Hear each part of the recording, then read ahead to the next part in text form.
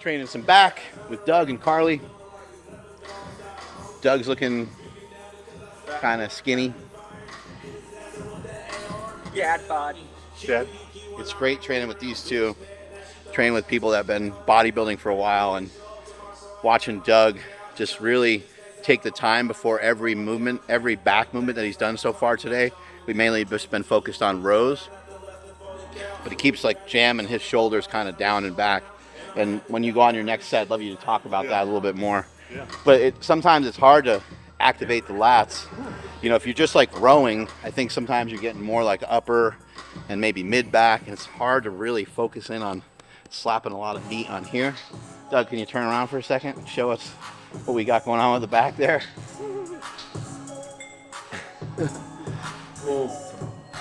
So that doesn't happen without, you need a lot of thought. You need to really think about it a lot and have a lot of connection to the muscles. Here we go, Mark. Go. I ain't got no space to cop another floor. Let's stop parking at your big house. I heard you kicked out. Instagram got niggas going overboard, so we park outside your bitch house. Nice stretch. Acting like they don't know pebbles, they know enough for it. How these niggas get in with heavy metals? I'm concerned with niggas just whooping what have you done? Nice. Come on. Nice. Get it. Beautiful. Nice. Come on. Come on. Oh,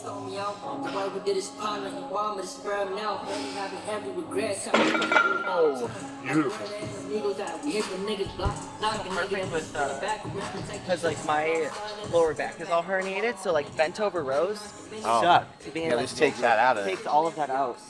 Nice. But it takes it out without you going to some like selectorized Alternative. low impact alternative. Like this is still weight in your hands being pulled, which I think it's very important. To free weight versus machine or Smith, there's a big difference. I really believe there is. You get a lot done with machines, but you probably need a good mix, right? Even though this is a machine, it's free weight, right, you know? Right. You remind me of that. Yeah. Moving the same way. Come on, babe, there it is. Right in that back. Oh, my lats are freaking pumped. So They're pumped. Lats are pumped early in the workout. on back day, you end up feeling like a truck. That's my favorite thing. Come on. Get it. Nice. Nice. Come on.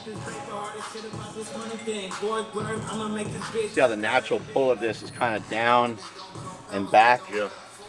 Yeah. It really gets the lats to open up.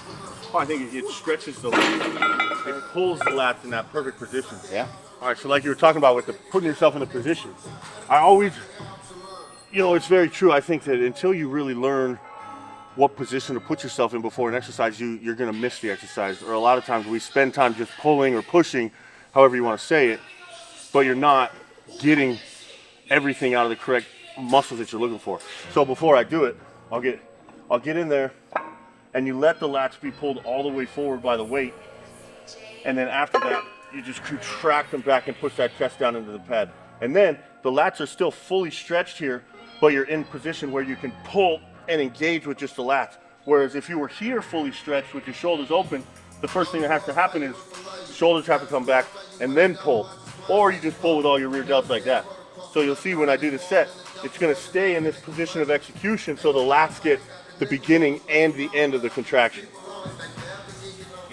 Yeah. So see, here's that first opening stretch, and then we retract the scapula, squeeze back there, and then it's right here. We was dropping 30 on them with no feedback. Yeah, trying to cook a nigga noodles while you high, bro. We getting tired of looking for your clothes. My brother. Call me and I'm coming with cutter. Big shot, get you low here, do that. Yeah, got no my brother. And then maybe let's strip some weight off. Yeah. Really get it. Here we go, Mark. My gym. Your chin. Yep. Beautiful.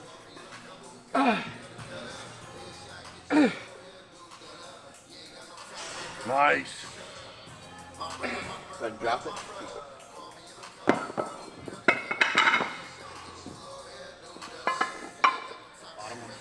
Good. I took 2 hours. Are they even? Yeah. Yep. There we go, Mark. Drive that chest down through the pad as you pull. Nice. You. Nice. All the reps. All the reps. Get them.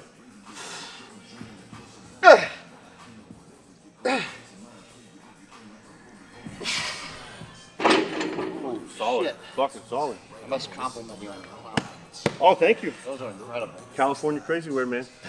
Old school Gary Schreiber? Yeah, it's the same company. Gary owned them with Don Smith. He doesn't own it anymore. No, Don Smith owns it. Gary Stridham was so jacked. Yeah, he was. Maybe one of the most jacked of all time. Probably, especially for his time period. He went into that Vince McMahon league for a little bit, didn't he? Yeah. Yeah. Yeah. I would have done that if I would have had the He opportunity. got money, yeah. I would have done that for sure. It was weird too because they were trying to keep them healthy, so they put them all on a high-fat diet. Yeah. They put them on like a keto diet, but they didn't know anything about it back then, and it was kind of a mess. I didn't know anything about that. That's funny. Yeah, everybody was on a keto diet. Mauro Di Pasquale was the coach. Mauro, he's still a coach. Well, it was weird. It's like a bodybuilding thing, but they made you go on a keto diet. Like they made you go on a certain diet. You know? Yeah, that's wild. Where do you want to be? Same place? Yeah, that's good. Or you could just keep it like that. Yeah. And I'll drop it. I want to try one up top and see if that makes it harder for the end squeeze. I want to feel what that feels like. So I feel like that's the hardest part on your back, on the range of motion. Like if you make the beginning and middle hard, you can squeeze the end harder. Okay. But we can try it both ways. Need a boost? Need a boost. All right. Shotty. T-Rex.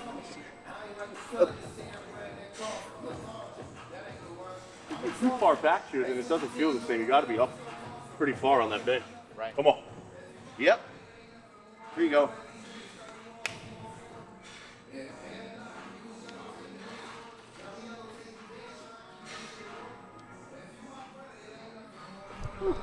Nice work.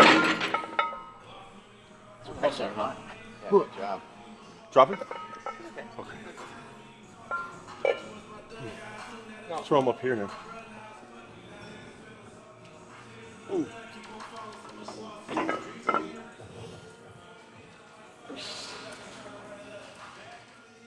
Nice. Look at the squeeze. Look at the hold. So smart to utilize that static contraction on the back move. Is it harder at the top? It's a lot easier at the top. Interesting. Really, with the weight on it. That's interesting. So it's hardest out of If the you hole. if you load the bottom, Be harder at the top. correct. It's crazy. Nice.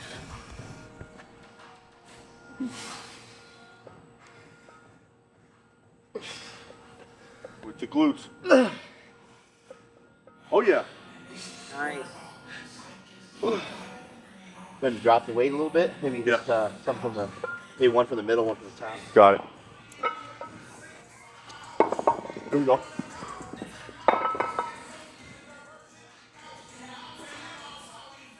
There we go. Look at the control here.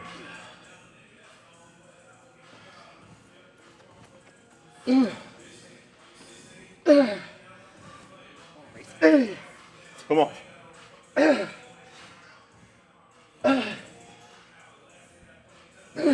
Nice. Look at that static hold. I love the static hold. Whoa. When I tell my client, I tell them, hold it until you feel it in your arm. When the arms start coming, you know your back's gone. Oh yeah, felt it everywhere. That worked really good. I think if you were to try that, you probably just need more weight. Yeah. Because it was kind of nice that there wasn't weight obstructing you from like pausing. Yeah. How many exercises do you normally do for a body part? Gosh, it depends. Usually I would say 3 to 4 per body part, but we usually do 3 body parts a day. And sometimes we'll do like when a... What the third body part? Is it usually like something you just need to touch up on? It might be like a weakness a little bit. Yeah, but the thing that I try to do is even if it's just like one exercise for like delts at the end of the day, you have to really make sure to treat it like a real like treat it with the same intensity Why you do would it, your have first a one. stressor on the body without doing it Yeah. with good intention. Yeah, and we're pretty good at that together because she just goes and goes. And like when I get like kind of dragging because I feel like we're almost done, she's like, no, let's keep going. And then we keep going because I'm not going to slack in front of my wife. But, yeah, like 4, sometimes we get stuck in the gym for a little too long, but usually it's like 4 exercises per body part and at least 2 body parts, like 2 serious body parts. Yeah. I'm trying to think of like our last back day because sometimes it's way more. Sometimes we do a lot of exercises. Yeah. Like Oh, yeah, 6, yeah. 7 Well, exercises. if you get into upper body, or just the simple thing of like the gym gets a couple new pieces of equipment. Yeah. I mean, Well, like you said, if it feels good, go for it. Yeah. You know, you train until you're done. I've always felt that way. You train until you're finished. Your definition of finish changes, but train until you're finished. then how many times are you normally hitting a muscle group? Twice a week. What about if someone's newer? Like, what about someone listening right now? They're 150 pounds. Once a week, probably 4 days. If you're just starting in the gym and you're training like with our style or under my guidance, exactly. For example, I say 4 days a week max for at least your first month because your body won't really be able to handle it. Like you may be able to handle it for a week and a half or 2 weeks, but by the end of that 2 weeks, you're going to pay for that, and then you're not going to make it through your first 4 weeks of that training, and you'll probably fall off. So you got to kind of pace yourself, let your body get used to it. We were actually talking about it this morning how we have an extremely large amount of endurance, but we've been training this way for like 10 years, 6 days a week. So we're used to it. But yeah, most of my clients. It's interesting because if someone that's newer and thinner and wants more muscle, they probably are eager to train. They're probably thinking, well, Doug does it twice a week and he's already really big, so I should probably do it 3 times a week. But you're saying, hey, you're not used to any of this quite yet. And as soon as your body gets tired of doing it effectively, it's going to find other ways to do it, and you're going to create more and more imbalances. You have to kind of let your body get used to it. Let your body And feel you're it. growing when you're not training. True. Like grow when you're resting, not the 6 times a week you want to train. Yeah, your biceps aren't growing these 2 hours. Yeah. They're growing the other 20 hours a day. Also You're think eating. for kind of some of the novice people, just do something to try to keep some sort of athleticism. Because for some of us, maybe we're not swinging a bat, throwing a ball, these different things that we're so used to doing when we're kids. But if you can stay attached to not just your fitness, but stay attached to some form of athleticism, that would really be wise. Taking up jiu-jitsu, I think, was a really smart thing that Nsima did. He didn't like that powerlifting was just such a slow and kind of stagnant sport, and I think he felt a little similar with bodybuilding. Yeah. And so getting more movement in there somehow, some way, even if it's just throwing a med ball here and there, doing some sprints on a bike, something. Yeah. Get that heart rate above your baseline. Jump rope. Something, yeah, for sure. All right, here we All go. right, here we go. You're going to feel nothing at the top at first, but Nothing up here at first? yep, just control it. All right. Moving, man. Hard to catch you. You're moving. Give him a little boost over there. That time. Yeah, it's a little. There you go. You didn't know you needed a deadlift today, I huh? don't know the distance though. I know the distance, but I'm down to get time. There you go, Doug. Yeah. See what I mean? It's allowing you to squeeze harder than normal, right? Yeah. Oh.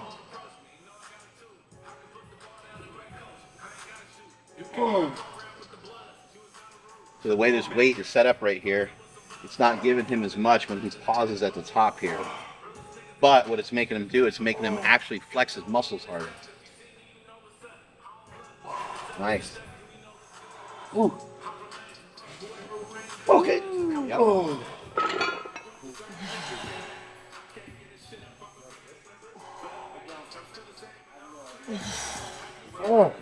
Yes, sir.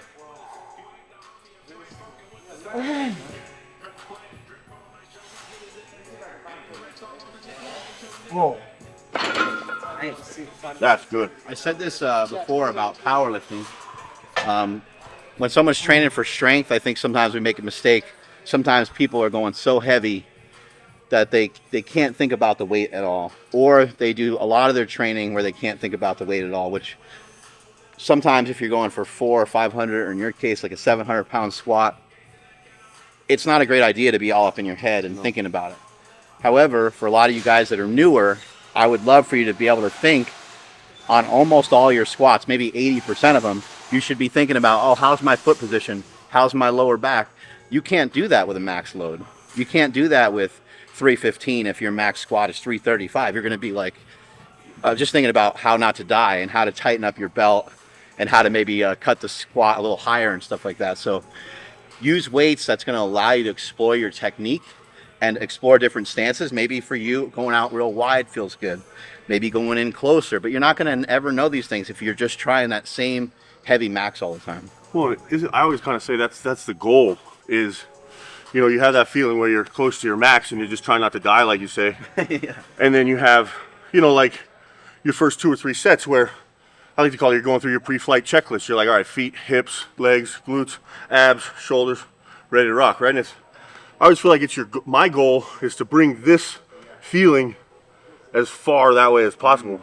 And I don't really advance in weight all that often until it feels the same as this, until I have the mental composure with that resistance to go through that pre-flight checklist and hit it correctly. Most of the time, if you're going to do a squat workout, I know that you like to train heavy, Yeah. but a lot of times you're probably in a 4 and 5 plate range. Yeah. When you could easily do 6 or 7 plates. Yeah, like even on my heaviest days, I'll squat 1 or 2, you know, maybe just 1 set, like we'll go 1 heavy set and then back off and smash the reps. Because it's, you know, for us, it's not really about that heavy weight. It's what the weight does for us, Right. you know?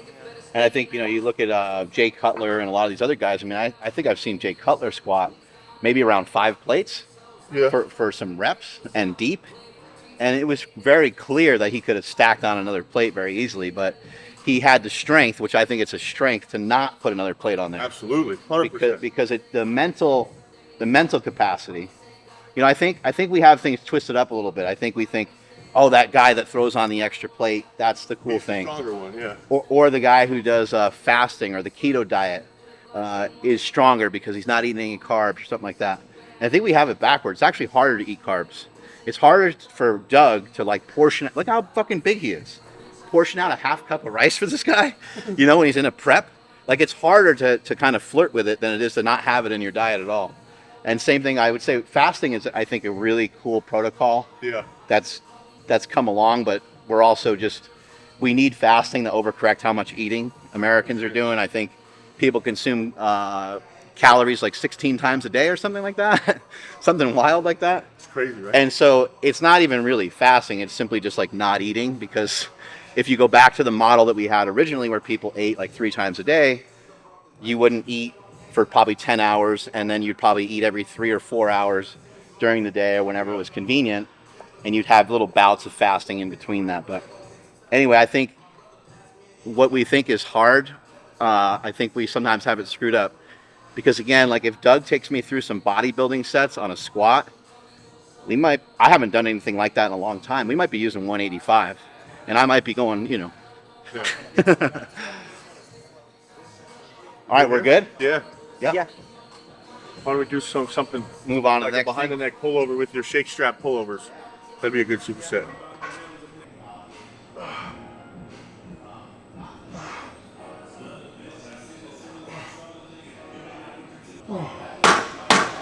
Dismount. Seatbelt.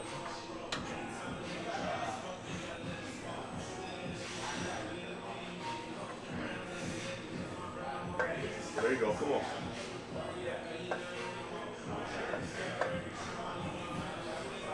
Nice stretch, nice reach. Come on. Yep. Hit it.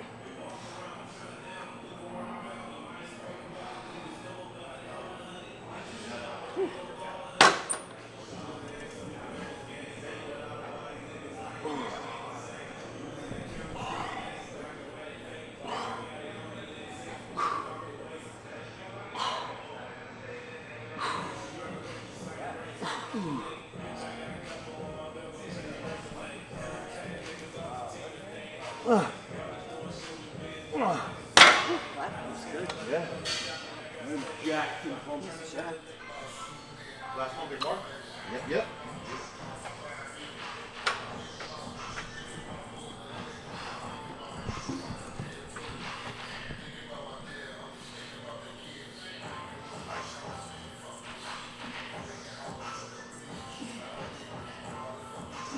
There you go.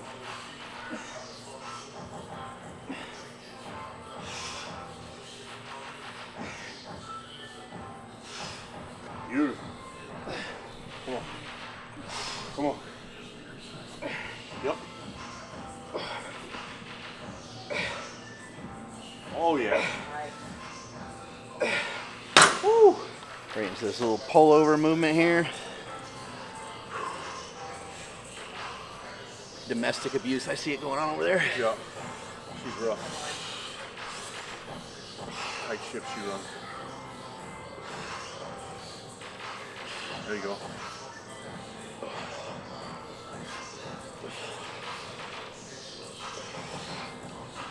There we go, there we go. Look at the constant tension, I like that. I often play with these without the full stretch, just keep pounding it right into that lat. Yeah.